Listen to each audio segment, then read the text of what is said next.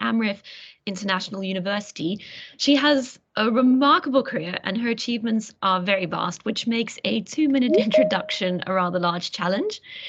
She is an epidemiologist, a public health practitioner, and a trainer, and she has delivered programs in Kenya, Uganda, Tanzania, and Ethiopia, just to name a few. She has taught biostatistics and epidemiology and research methods in public and private universities in Kenya, and served on various expert committees, including the World Health Organization. So not only is Dr. Lakati a practitioner and an educator, she is also a researcher. Between 2013 and 2016, she was one of the co-principal investigators on a study that ran in partnership with the University of Oxford and the London Knowledge Hub. And this study led to the development of a mobile learning application for community health volunteers in Kenya, which brings us to the topic of today's seminar, mobile learning in low resource settings. And at this point, I would like to thank Dr. Lakati for joining us today, and I will hand over to you. Thank you very much, Carmen, for that kind introduction. I didn't know that you managed to get all those things online because you actually didn't ask for them. I'm very excited to be here and happy to see Nile again. For the sake of my colleagues and our students in the master's program, I just want to say that previously in the past, we worked with Professor Nile Winters. He was in UCL then. Now he has moved to the University of Oxford, where I think he's in charge of this program in education. And we are happy to keep this partnership and sharing of learning.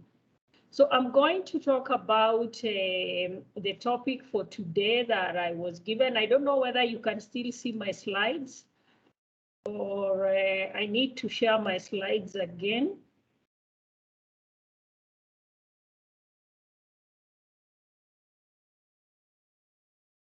I hope you can see my slides now. Okay, thank you. For the sake of, am I there? Yeah, that's perfect.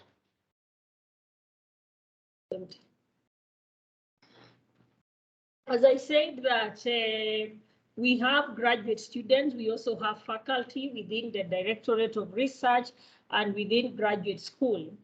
So I'm going to talk about our experience of mobile learning in low resource settings. And I'll also build on the experience we've had previously working together with UCL.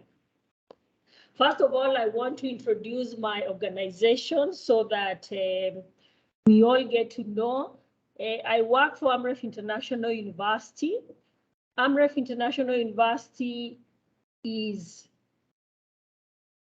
part of Amref Health Africa. And if you get an opportunity to come to Nairobi, please visit our campus. We are along Langata Road, and we're just a walking distance to the national park. So you get the privilege to see all the wild animals within a walking distance. I hope you can still see my slides. And Amref Health Africa is an NGO that was founded in 1957 as a flying doctors unit. And I hope that image is quite clear. So the founders of Amref were 3 flying doctors. We have programs across various African countries, and we have country offices in some of those countries listed. As an organization that has been there for 65 years, now Amref has several entities. We still have the Amref Flying Doctors arm that is providing air ambulance services in the region. So we are the only ones who provide air ambulance services in the region. We also provide some charity in need or attend to persons in need for air evacuation. We have another arm of Amref called Amref Health Innovations, that is a smaller arm, but we work together with them. We have also the Institute of Capacity Development. Then we have Amref International University. So all these entities are owned by Amref Health Africa. So the university was founded or established in 2017. And for years, Amref was conducting trainings apart from running programs in the region. So for over 40 years, we were conducting trainings, and we realized that it was then necessary, and we had the capacity to have a university that is focused purely on health sciences. So the university responds to Amref's strategy of addressing the shortage of human resources for health and also the skills gap. So the university, as I said earlier, is located in Nairobi, and we are connected to Amref programs in the region. We also give opportunities to international students, like the group that is here from Oxford. If you'd like to take a semester here, we offer those opportunities, and we are connected to the NGOs, so our students get to be attached to the practicums and interact with project staff. Now, I want to talk about the topic for today, which is the mobile learning in low resource settings. If I just speak as a small example, as a background, if we look at Kenya, where we are based, the mobile phone usage actually among the youth alone is at 69%. And 48% of having smartphones. That is from a current study that has been published in 2022. But actually, we are seeing a mobile phone usage of over that. If we just use the statistic of Safaricom. Safaricom is the largest mobile provider in Kenya. And if you look at Safaricom website, they actually record 42 million users. So that, and we have a population currently of around 50 million. So you can actually see that the mobile phone penetration is big. And among the 42 million users, 29 million have what we call registered with M-Pesa. M-Pesa is an application that allows money transfer, and now it has even launched. You can actually transfer money even from the UK. And therefore, if you look at these numbers, it tells us that then there is potential in exploiting mobile learning because of the availability of this facility. As a university, for example, during COVID, many universities shut down. For us, we immediately went into online delivery of learning. And we were also able to partner with Safaricom to give our students what we call bundles to allow them to access learning from wherever they are located. So as a university, we have also been able to exploit this opportunity. But let us look at how is it happening in our setting. Amref Health Africa aims to reach 75% of community health workers by the year 2030 in the region. And to achieve this, our focus is primary healthcare. And we focus on primary healthcare to ensure that there is essential and routine health services, which includes immunization, facility-based services for non-communicable diseases, antenatal care, family planning, all these things that are hampering the achievement of SDG 3. Even as a university, we have revised our strategy to address primary healthcare, because we note that if we address primary health care, then we are able to impact on health, because change in health actually happens at home. Let us look at who do we call community health workers. And in Kenya, for example, this cadre, in the past, we have called them community health volunteers. But the right terminology that is used now, they are community health workers, and they were recognized as a very critical element in implementing what we call community health strategy. And they play a critical role in delivering primary health care at the household level. We know that what happens at the household level influences health. So the community health volunteers is any member of the community who is engaged in normal activities. They have a passion for health. They work at household level, and they are actually critical in achieving universal health coverage for the achievement of lasting health change. So these are people who are identified at community level, and they go through several trainings. What the government of Kenya did in the year 2006 is actually to develop a manual for training community health workers. And now, this is 2022, Parliament has actually approved that they be put into the formal health systems. And some counties, the way Kenya is governed, we have what we call county governments. So some counties have actually already engaged these people formally so that they can stop being volunteers and get some amount of money to enable them continue delivering the services, as opposed to what was happening in volunteerism.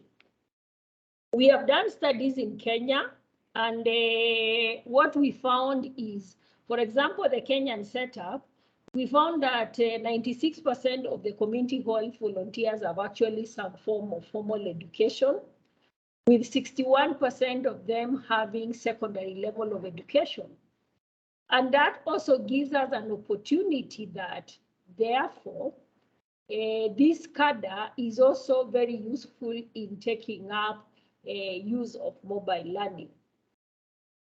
So let us look at what Amref has done in terms of mobile learning in low resource settings.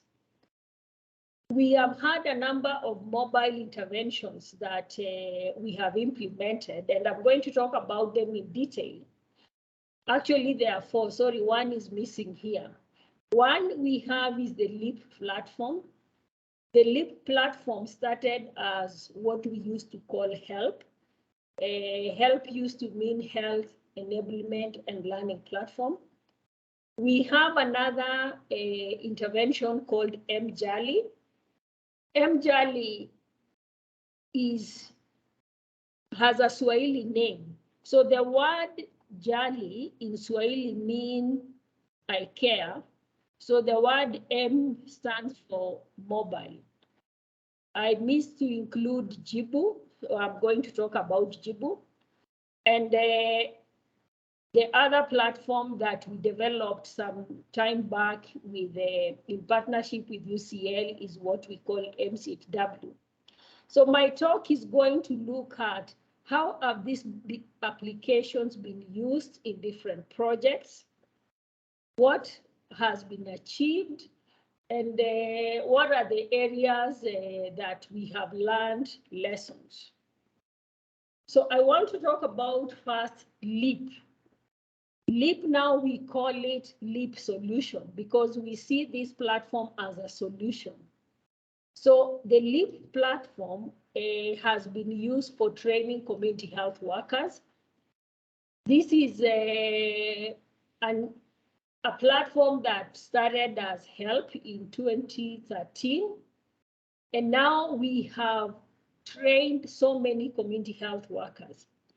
The first thing we undertook with LEAP was to use what the Ministry of Health had developed, because the Ministry of Health has developed a handbook for training community health workers in the year 2013.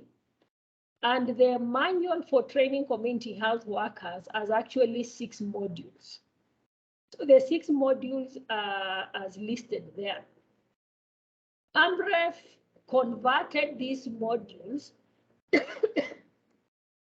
and these modules were made accessible to community health workers through the LEAP platform, which now we call the LEAP solution. And LEAP had an advantage that it can work with not the techie phone, but it can work with what do you call the phone that is not, there's a name we use, I don't know why is the name evaporating for me, but you're talking about the phone that is not a smartphone and is not Android. I'll get the name as we go. This is how the current LEAP solution looks like as implemented by Amref. And I hope it's clear from your end. So the LEAP solution, we say it supports health workers' training needs, and it also helps governments, NGOs to implement and manage training in a good way. So this platform has a number of features. First of all, there is virtual learning on any device. So meaning community health workers and other health workers, they can access information and services. The LEAP solution also has got a component on evaluation where when the community health workers go through one of these courses, for example, it has a section for quizzes.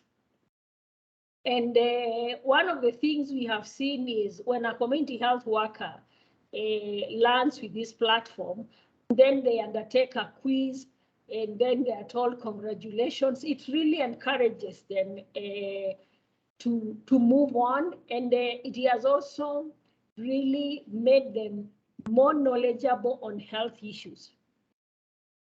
The other thing about LEAP is it has got direct access to learners and support and supervision. So it allows for collaboration, and it also allows for supervisors to build their capacity, and it has what we call supervisory tools. The other component that the LEAP solution has is a collaboration over the group chat. So the users are able to chat and mobilize communities. If, for example, there is a campaign on COVID, or there is a campaign on whatever event that is upcoming within their local settings.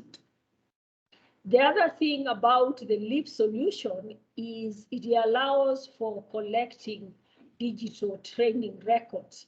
So we are able to actually see the records on how many community health workers logged in, how many completed course 1, what were their scores, and all that. And all those records are available. So this is one of the really more successful solutions that we have been able to use in our setting. Another solution is what we call MJALI. MJALI, the main difference between MJALI and LEAP is MJALI is based on an Android phone. And MJALI is basically focused on data collection. It is also allows for us to be able to even do all the process of registration, signatures, and all that. So MJALI has got all these components. It has got what we call community-based health information systems that allows data collection. It also allows CHBs to collect data on palliative care. It has a monitoring tool. We have used it for projects on NCDs. We have also used it for research. We have used it for what we call in Kenya National Health Hospital Insurance Fund, where we have registered households using this. And of course, we've been able to monitor and track mothers in terms of whether they attend the required antenatal services. So I want to talk about one of Amref programs that has used a LEAP solution and MJALI. So we have a program called Innovative Partnership for Universal Sustainable Healthcare. The short name for it is iPush. So iPush is a partnership between Amref and Farm Access. And the purpose of this project was to leverage on the mobile technology for the purpose of inclusive health financing for women of reproductive age. Therefore, using MJALI, Amref was able to help the women through what was called the health wallet, save when they are pregnant so that they can go to a facility of their choice when it is time for them to give birth. iPush was also able to use the LEAP solution to train 4,000 community health workers on what we call reproductive maternal child health, what we called in short RMNCA. That is basically reproductive maternal child health and neonatal health. And this has been a successful application of these two solutions in our settings. So MJALI, as I said, allows for full registration. It allows for photos and signatures to be used. Within our settings, we have what we call the National Health Insurance Fund. And some time back, the government was rolling out registration to ensure that households register for this national health insurance. And actually, Amref became a sub-agent, became the agent, then gave community health workers the responsibility of being sub-agents to register households into NHIF. So this was done successfully in 4 counties, that is Laikipia, Meru, and Taita Taveta. The other platform that we have used and Amref is still, that Amref developed is what we call Jibu. Jibu is a Swahili name for answer. So Jibu is, the difference between Jibu and LEAP is Jibu works on smartphones. And Jibu is specifically for digital learning and is designed to build the capacity of human resources.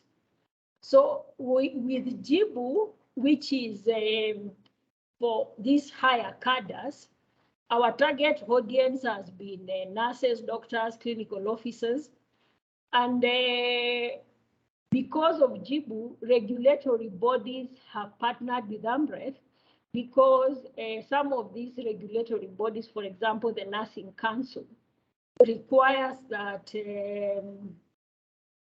the nurses continue to get what we call continuous professional development for their CPD points.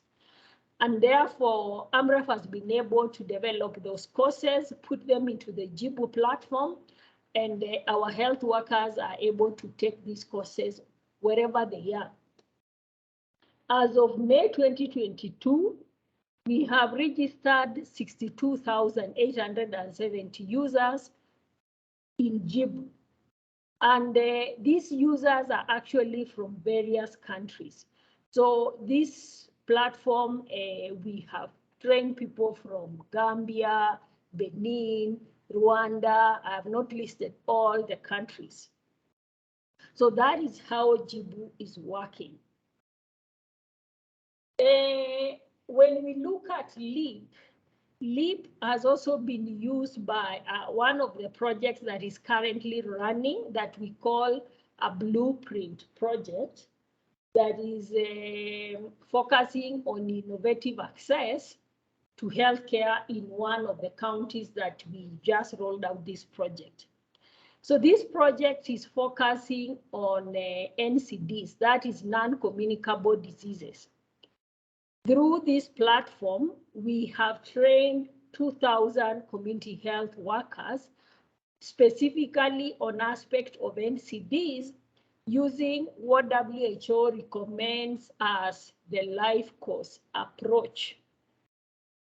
And at the moment, this project is working well and is ongoing in Meru.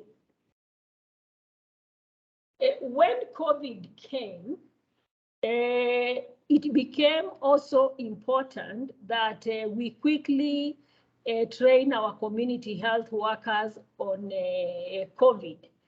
So therefore, looking at, we know that WHO came up with modules for community health workers, which countries were supposed to adopt, revise to their language, make it work for them.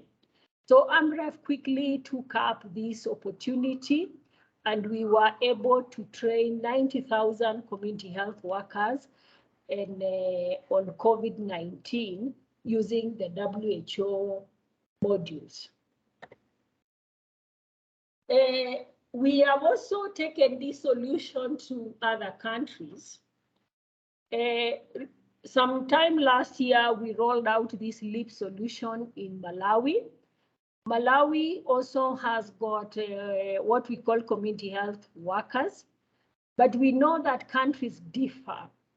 And for Malawi so far, we were able to train community health volunteers in 2 districts of Mangochi and Chinsi. What we have learned from Malawi after training 4,000 community health volunteers, we did not have a very high success rate like we saw in Kenya because only 44% of them were able to complete the modules or also take time to assess the modules in terms of pass or fail. What we learned from Malawi is, first of all, Malawi being even a much lower socioeconomic status country than Kenya, the literacy level of the community health volunteers is much lower than in our setting. And also we learned that we were able to pick that the operation cost, what the mobile communications company charge, is quite high. And those are some of the challenges that we noted from Malawi. We are also looking at ways on how we can have community health volunteers in other countries using the LEAP solution, but also learning lessons from Malawi. Finally, I think my time is running out because I think I'm supposed to speak for 30 minutes. I want to talk about where we started. So in 2013, 2015, we worked with the University College London, later University of Oxford, and the London Knowledge Hub to come up with this application that is a mobile learning intervention for community health volunteers, which we call MCHW. This program, it was funded by the UK aid. Then we were not a university, then we were Amref. Then I was working for Amref in the training unit. And we partnered with the Ministry of Health to develop this platform for community health volunteers. This platform, and I'm sure you were able to look at this, but this platform was able to do two things among many other things. It was able to link the community health volunteer with what we call the community health extension worker. So the community health volunteer, I've already defined them. The community health extension worker are the technical staff who are now able to support community health workers in terms of what this application was able to do, whereby this application was able to develop an app for assessing child developmental milestones. I must say this was quite an exciting success, because community health workers were able to go to households and they were able to input information into the app, all the correct details. Then they were able to give feedback in terms of the child developmental milestones. And where there was a concern, they were able to link with the CHU for advice.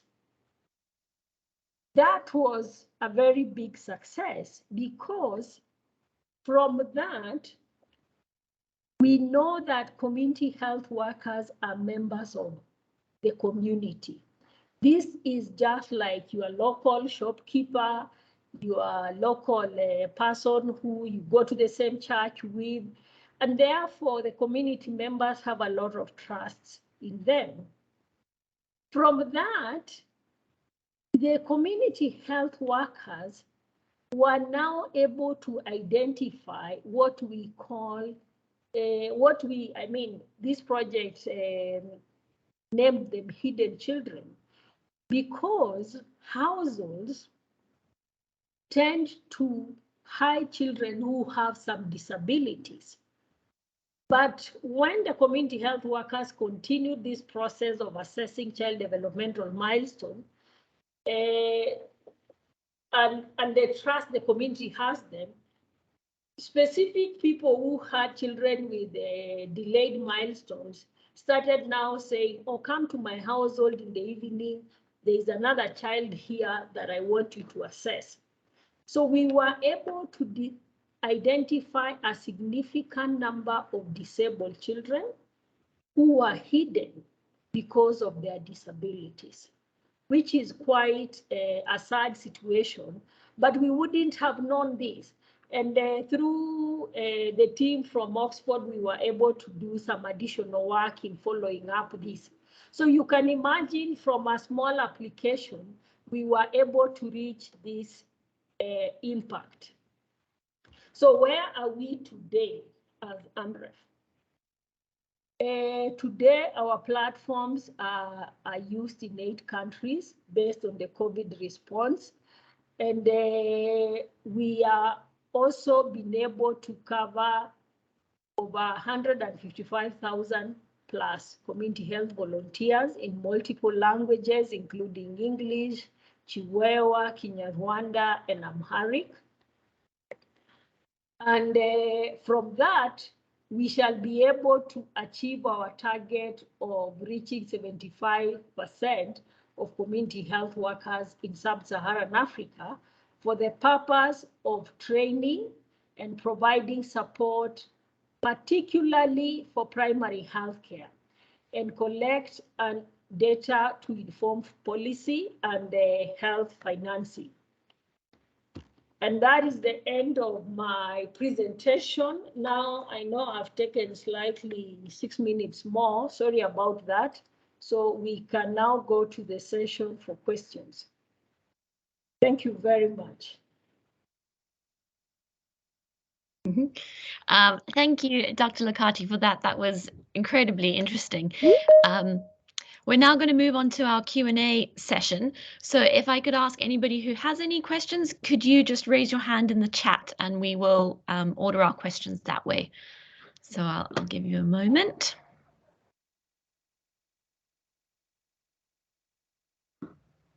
Any questions?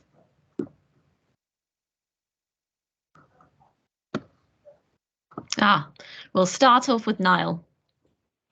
Thanks, Niall. Maybe I'll just start just to kick things off. Thanks, Alice. That was really, really interesting and nice to see the development of the work and particularly the scale reached since we were working on MCHW projects.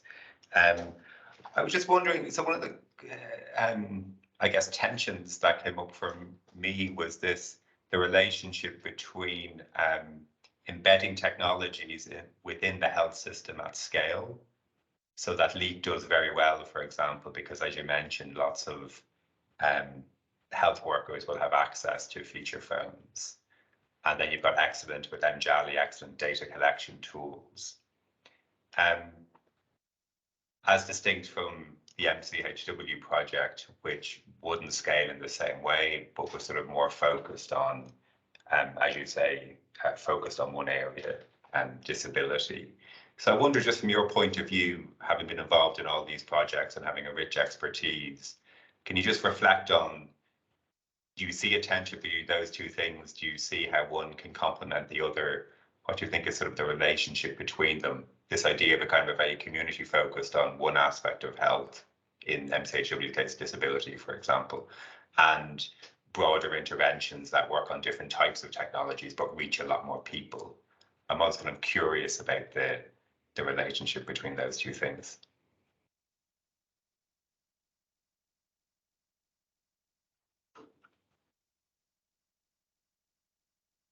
Okay, if I got your question right, Niall, and maybe if I didn't get it right, let me say that from where we started with MCHW, first of all, MCHW was able to enable us learn that community health workers can use an Android phone. Because if you may recall, at the time, because LEAP is focusing on I don't know, what is the other name? The feature phone. The feature phone. And there was a fear that, wow, it's not possible for them to do that. But we were able to demonstrate from MCHW that community health workers can use that phone. We were also able to demonstrate that the fear of technology can be overcome even at this low level, because you can imagine then 2005, 2013, how many people had WhatsApp? And we were even able to collect information from WhatsApp. One of your PhD students worked on. And so whatever else we were able to build up was learned from the success of that project, working with community health workers. What we have not been able to scale up is the app on using child developmental milestone, but we have not put it aside, because as a university, we started a department of rehabilitation medicine. And what we've done is, what I've done personally is link up this to the Department of Rehabilitation Medicine, because as they are writing a policy supporting the ministry to work on the policy for disability, they have borrowed from the findings of that study. And it's one of the applications that we would like to see how the new Department of Rehabilitation Medicine can take it up, because this issue of disability falls under their docket and it's left together. I don't know whether I've answered your question, Niall. No, that's really helpful. Thank you. Thanks very much, Alice. I don't want to take up too much time because there's lots for me to discuss, but I see we have a few other hands up, so I'll hand back to Carmen. Thanks very much, Alice. That's great. All right, next up we've got Charles. Right. Thank you so much. And thank you, Alice, for the brilliant presentation.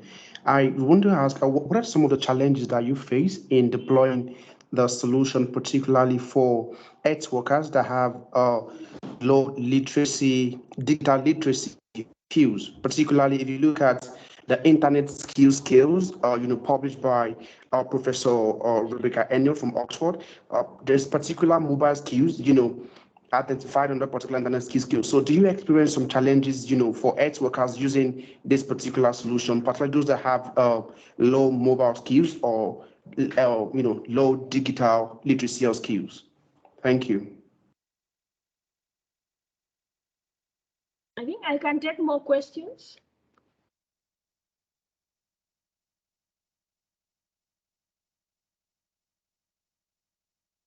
I can see a number of hands. Yeah. We've got Divya up next. Hi, yeah, I think my question kind of echoes Charles's a little bit, funnily enough. Yesterday's presentation was really great, and one of the things that was touched upon was that there was sort of a generational divide and a little bit more distrust in the adult populations versus sort of the younger populations. And I was curious if, when you were introducing these apps, if there was any level of distrust and how you overcame that, or if there was any sort of divides between adoption.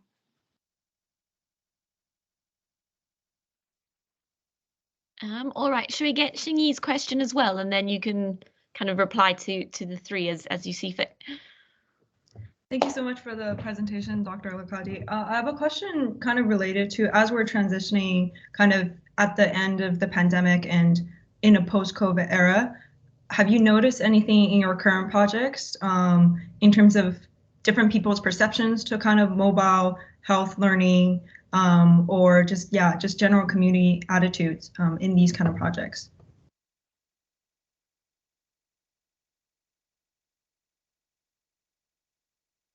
Okay, let me attempt to respond to the three questions.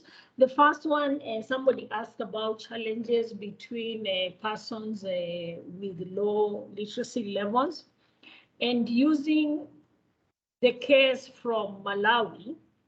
We have learned that in Malawi, we have a group of community health volunteers who have actually low literacy levels. But from our findings, we found that the challenge comes mainly from the fact that the cost of telecommunications is a bit higher there than really the low literacy level. Of course, we've noted a very big difference. But what we have seen, interestingly, in Kenya, even persons with low literacy levels, they are able to take interest and learn. Why? Because in our settings, we do not have another device to use, as opposed to, for example, if you're in Oxford, you probably are most likely to be having a landline that is working in your house. But we don't have that facility. And therefore, the motivation to make it work is much higher, even for persons in low literacy level. And that is one of the factors we have found that it is working for our setting, because it is the only other source of communication. And it has taken people to be more interested, learn, compared to what my experience in your settings. In terms of age variations, absolutely there is a difference in age variation in adopting, but I want to talk about the cadre we are dealing with. We are dealing with health workers. So we are dealing with two types of health workers: the mainstream health workers, who are people like me and you, and the community health workers, who are persons of the community. They could have had up to primary level of education, or they could have had up to secondary level of education, or no education at all. So this is just a member of the community, except that they've chosen to participate in health programs and take trainings.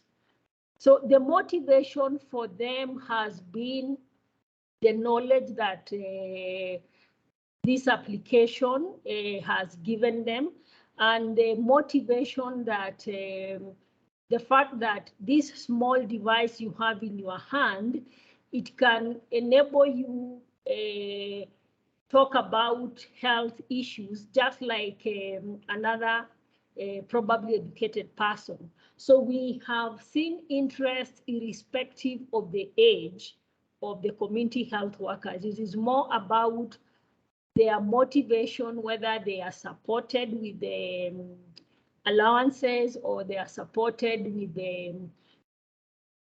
being recognized and acknowledged. That is what is moving them more than the age factor.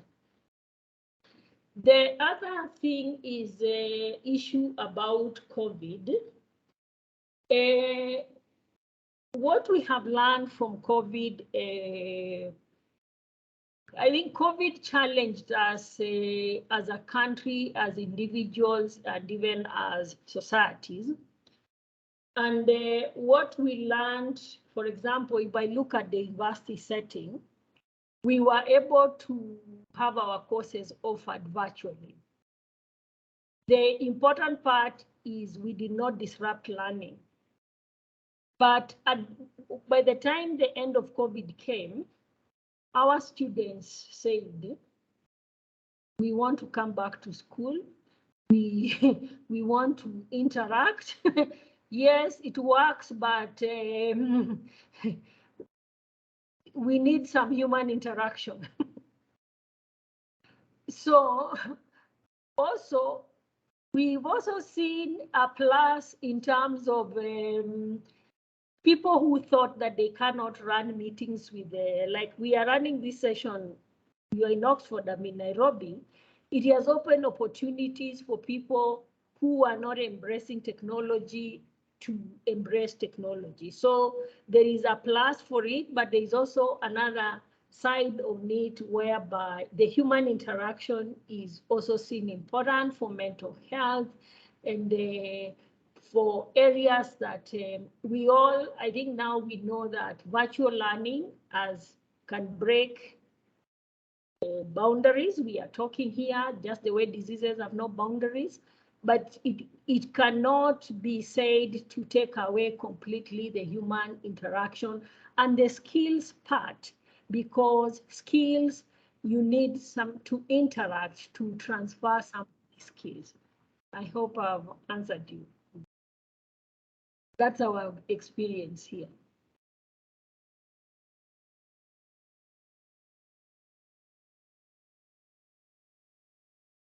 All right. Do we have any last questions? I think we've got time for one or two more. Oh, we've got Ted.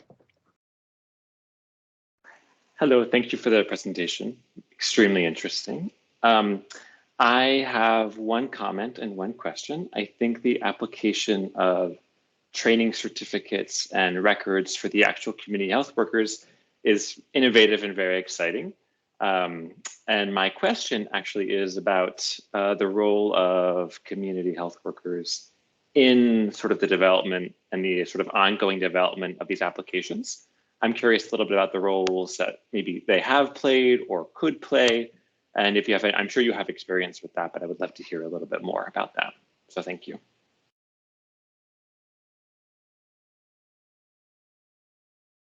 I can take one more. Yep, I'll get Sagrika over to you. Yeah. Thank you so much, Dr. Alice. It was great listening to the talk. So one of the things we discussed in class was deploying such tech solutions, and if the priority should be given to a feature phone or a smartphone, depending on the setting. So since you touched upon the topic, I just thought we could ask you about that. So there was a discussion where we were trying to figure out if feature phones more accessible, so should we focus on that, or if smartphones are required for a tech application, should we switch over to smartphones and make it the responsibility of the NGO or the university to provide that to the health worker? So I would just like to know your take on that. Thank you. Let me take the first question about the role of community health volunteers in the development of these applications. And I'll start with the work we did with UCL and later Oxford. The development of the MCHW app was, what do we call it? Let me get it. Community health workers were involved from the start. In fact, this was a 3-year study whereby we went through the process of working with them, having participatory sessions with them, feedback sessions with them, and eventually testing the working of the application with them. It was quite participatory. So, and that is actually one of the things that really encouraged the community health workers, because they felt they were part of it, they advised the process. The same applied to the LEAP platform, where community health workers, the design, we engaged them from the start. They contributed in designing the app or giving inputs into the process on whether it works, the back and end support, whether they are getting responses and all that. So I want to say that the success of these applications in our setting is actually is attributed to the fact that community health workers were involved.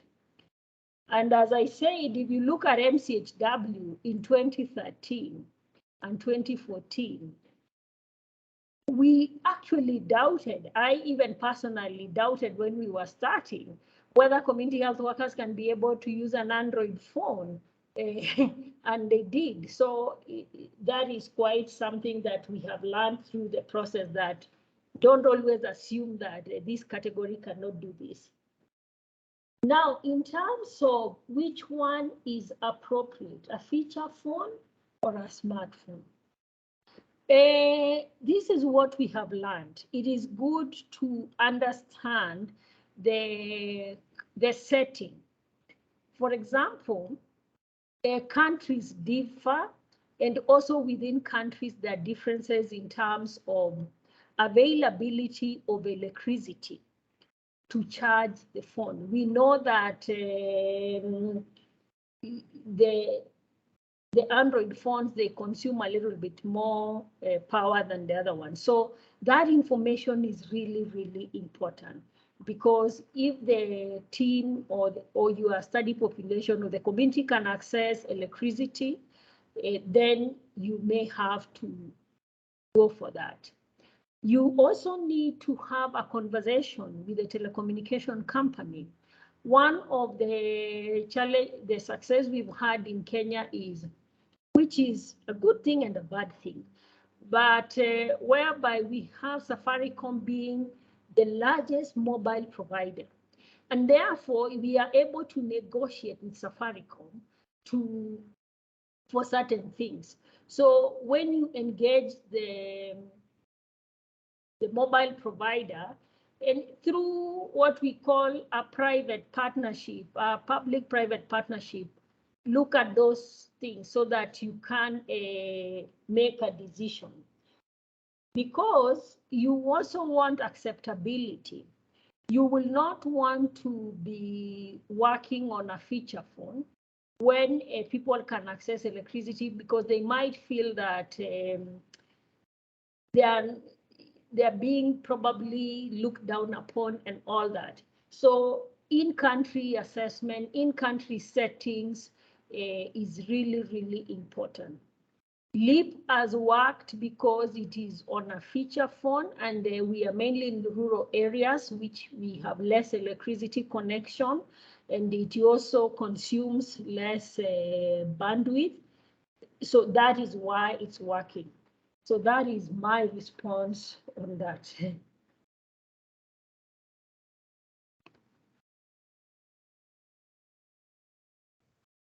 We've got one more question from Anna. Do we have time to do that? Sure. Thank you so much. It was really interesting. My question is actually kind of sort of at the end of the chain, really. I just wondered if you had any reflections or feedback on how this was actually being received by the communities who the community health workers were working with and embedded within. How did they sort of feel about, that phones were being used in this way, and did they see, particular impact in the fact that the training was happening in that way, improved outcomes? Just, yeah, kind of, what did they feel about it? Thank you for that question. Let me say that in 2017, we conducted a large evaluation. I led a large evaluation of the LEAP platform in several counties. And we looked at a number of things. What I can say from the Kenyan setting, the community received the community health workers very, very well. We were able to document increased referrals to health facilities for maternal and child health. We were able to document increased utilization of health services. We were also able to document increased knowledge in terms of their ability to answer questions about family planning, about immunization, about water and sanitation. So they were able to impact at the household level. The area that we found that it didn't impact is retention, because community health workers who are working, they are not paid. So one of the areas we wanted to check is whether it had impacted on retention, because one of the challenges we have is sometimes we cannot keep them always in the service. It didn't work on retention.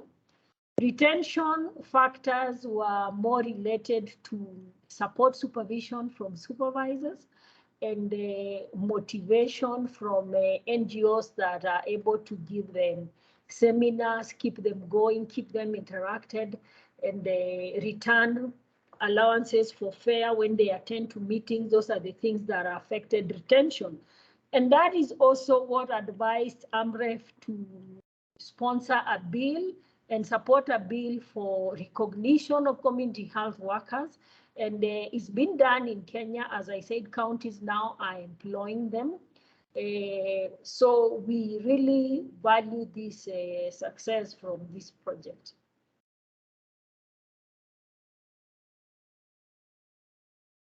Oh, thank you so much, Alice, for all of those answers and all of that insight. I'll pass back to Niall for a last few closing sentences.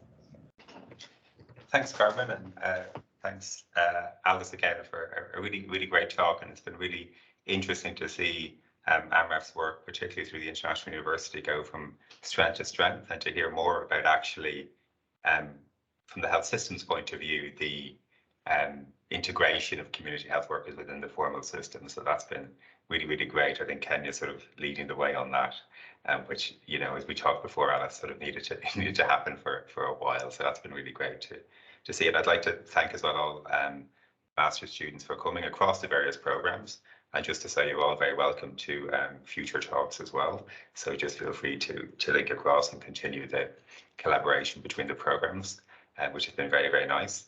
And I'll just let you know about next week's talk, which is on Tuesday at 2 p.m. UK time, from Dr. Taskin Adam, who's in the EdTech Hub, and she'll be talking about tackling digital coloniality in EdTech, so particularly looking at neocolonialism in MOOCs. So it's going to be quite an interesting one, I think. Alice, would it be okay if we shared your slides as well? Because there's really a lot of interesting detail, if that's okay. You can send them to Carmen, I guess, and we go from there. So thanks again for everyone. It's been to everyone, and to Alice in particular, it's been really, really interesting. And I hope to see you all next Tuesday. Thank you all very, very much. Bye-bye. Thank you. Bye-bye. Bye-bye.